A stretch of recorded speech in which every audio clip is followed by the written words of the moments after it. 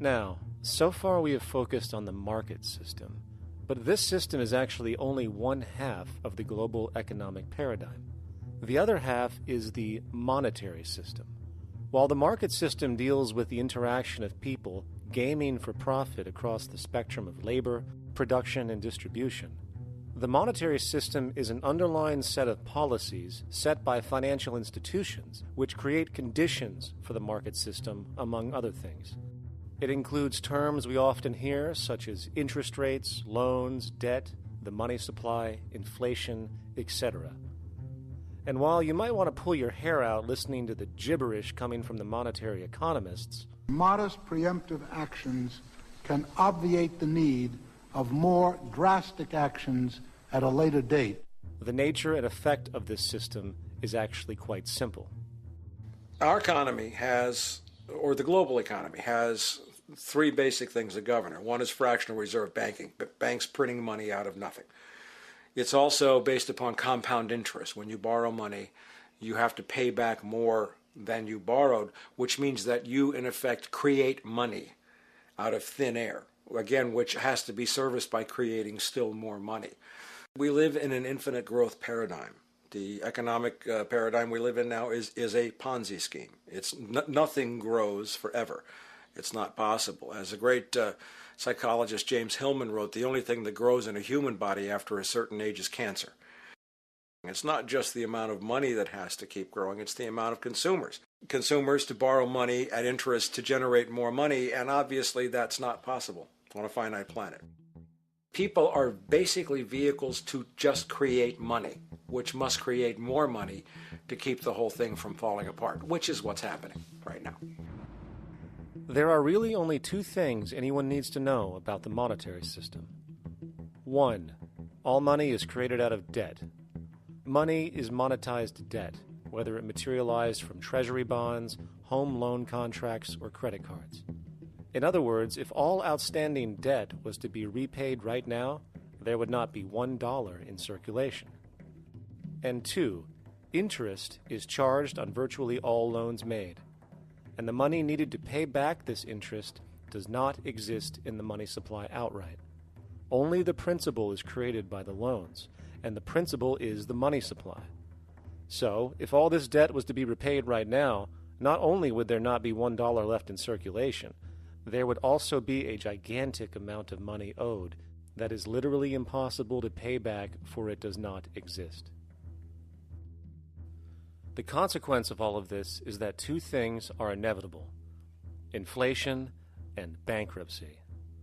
As far as inflation, this can be seen as an historical trend in virtually every country today, and easily tied to its cause, which is the perpetual increase of the money supply, which is required to cover the interest charges and keep the system going.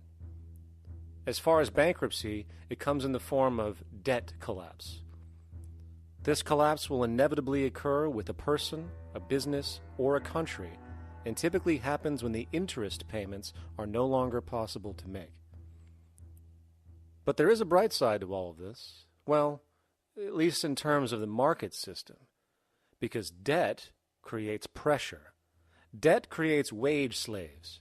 A person in debt is much more likely to take a low wage than a person who isn't, hence becoming a cheap commodity. So it's great for the corporations to have a pool of people that have no financial mobility. But hey, that same train of thought also goes for entire countries. The World Bank and the International Monetary Fund, which mostly serve as proxies for transnational corporate interests, give gigantic loans to troubled countries at very high interest rates. And then, once the countries are deeply in the hole and can't pay, austerity measures are applied, the corporations swoop in, set up sweatshops, and take their natural resources. Now that's market efficiency. But wait, there's more. You see, there's this unique hybrid of the monetary and market system called the stock market, which rather than, actually produce anything real, they just buy and sell money itself. And when it comes to debt, you know what they do? That's right, they trade it. They actually buy and sell debt for profit, from credit default swaps and collateralized debt obligations for consumer debt. to complex derivative schemes used to mask the debt of entire countries, such as the collusion of investment bank Goldman Sachs in Greece, which nearly collapsed the entire European economy. So when it comes to the stock market and Wall Street, we have an entirely new level of insanity born out of the money sequence of value. All you need to know about markets was written in an editorial in the Wall Street Journal a couple of years ago. It was called Lessons of the Brain-Damaged Investor. And in this editorial, they explain why people with slight brain damage do better as investors than people with normal brain functionality. Why? Because the slightly brain-damaged person has no empathy. And that's the key. If you don't have any empathy, you do well as an investor. And so Wall Street breeds people who have no empathy to go in there and to make decisions and make trades that they have no compunction about and no thought whatsoever as to what they're doing might affect their fellow human being. So they breed these robots, these people who have no souls.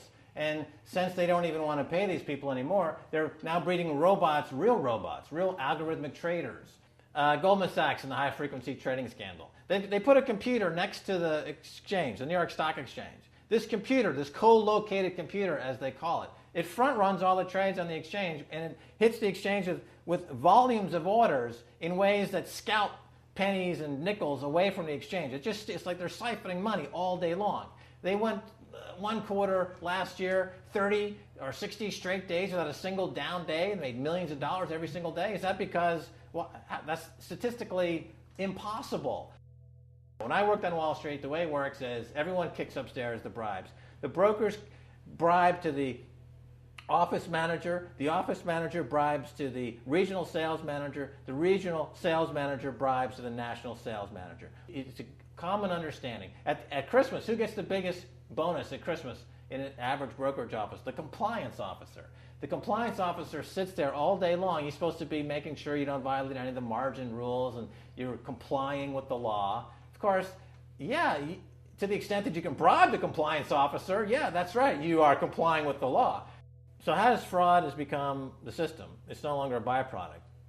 It is the system. You know, it's like that old Woody Allen joke. He says, "Doctor, my brother thinks he's a chicken." And the doctor says, "Take a pill, and that should cure the problem." And he says, "No, doctor, you don't understand. We need the eggs." Okay? So the trading of fraudulent claims back and forth between banks to generate fees, to generate bonuses, has become the GDP producing growth engine of the United States economy. Even though they're essentially trading fraudulent claims that there's absolutely no hope of ever paying back.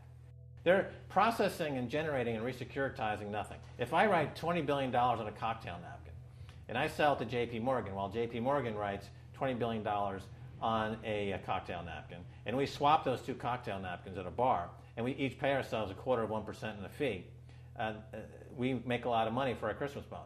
We each have on our books a $20 billion cocktail napkin, which has no real value until such time as the system is no longer able to absorb bogus cocktail napkins, in which case we go to the government to get bailed out. And because of Wall Street and the global stock market, there are now conservatively about $700 trillion of outstanding fraudulent claims known as derivatives, still waiting to collapse, a value amounting to over 10 times the gross domestic product of the entire planet.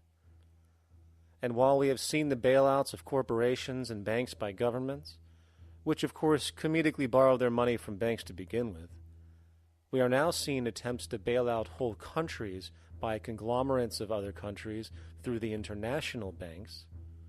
But how do you bail out a planet? There is no country out there that isn't now saturated in debt. The cascade of sovereign debt defaults we have seen can only be the beginning when the math is taken into account. It has been estimated in the United States alone that income tax would need to be raised to 65% per person just to cover the interest in the near future. Economists are now foreshadowing that within a few decades, 60% of the countries on the planet will be bankrupt. But hold on, let me get this straight. The world is going bankrupt, whatever the hell that means, because of this idea called debt, which doesn't even exist in the physical reality. It's only part of a game that we've invented.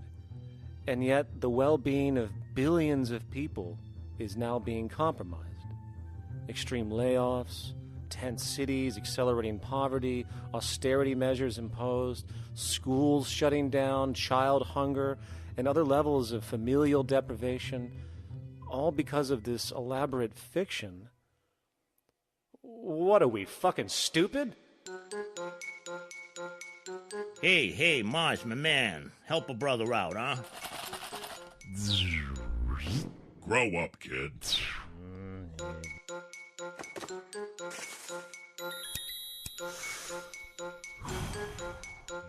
Saturn, what's up, man?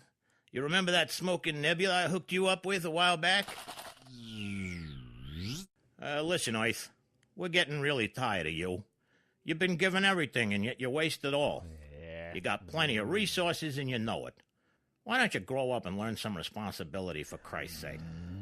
You're making your mother miserable.